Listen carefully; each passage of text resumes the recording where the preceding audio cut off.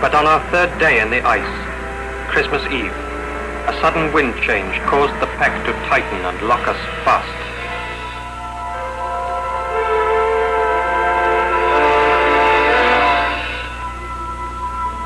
We had 3 years' food and plenty of the stuff of which drinking water is made. We had everything except time. 1,000 miles still to go, and this was our opponent. The solid frozen crust of the Weddell Sea. Ice 15 feet thick, on water maybe 2 miles deep.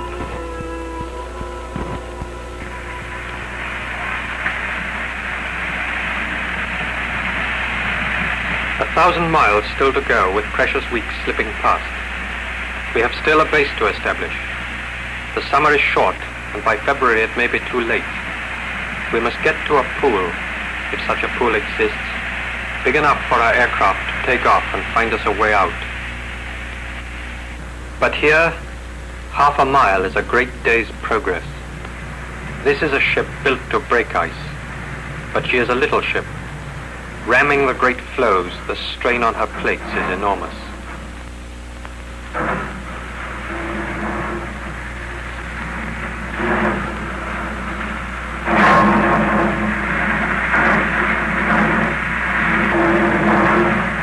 Standstill upon standstill. Then we would free her by loosening the ice along the hull. A few hours' work, perhaps in vain. But every time the ship came free, she had another chance to fight. The pups could feel at home here, but they never went far from the ship.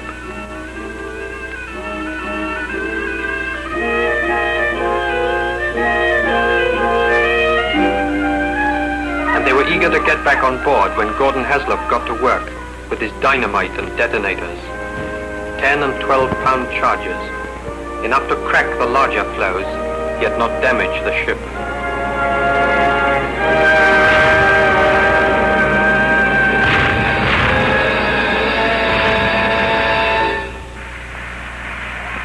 Though to free her 100 times might be in vain, the 101st could bring us through.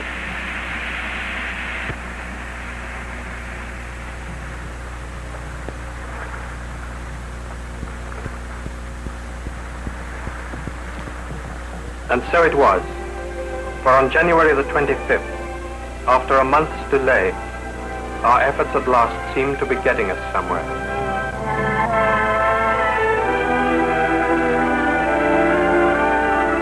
There was a pool ahead, the most water we had seen for a month. One question was in all our minds.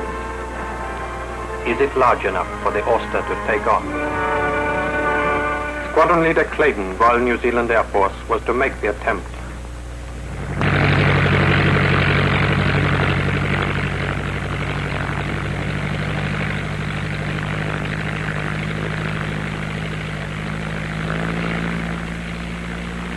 The pool was running out and Clayton fighting to lift her.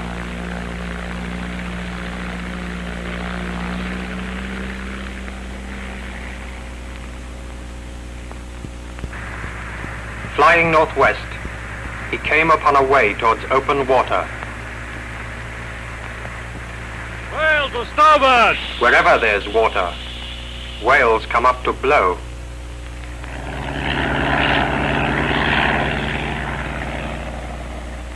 Navigational warning, there are whales on your landing strip.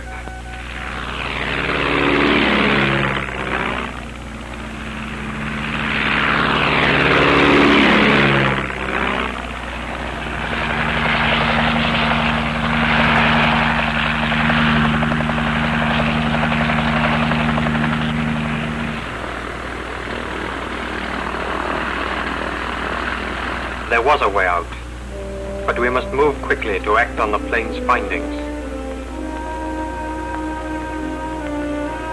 At last the odds were turning in Theron's favor. For several days now we had known that the Royal Navy vessel Protector was hurrying towards our position with an offer of assistance. Now she awaited us at the edge of the pack. When her helicopters made contact, Fearon was already going as fast as half speed.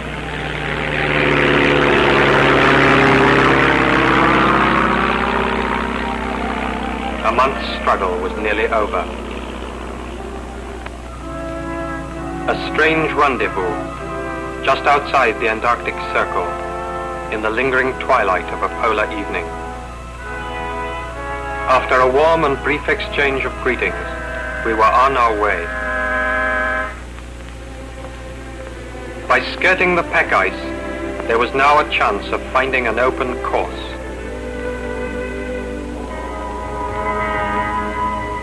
Tabular bergs, huge angular platforms of ice, floating fragments of Antarctica.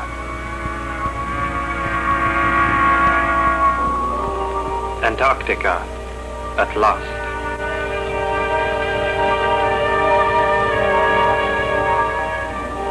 The 100-foot ice cliffs of the Caird coast. The ramparts of the south.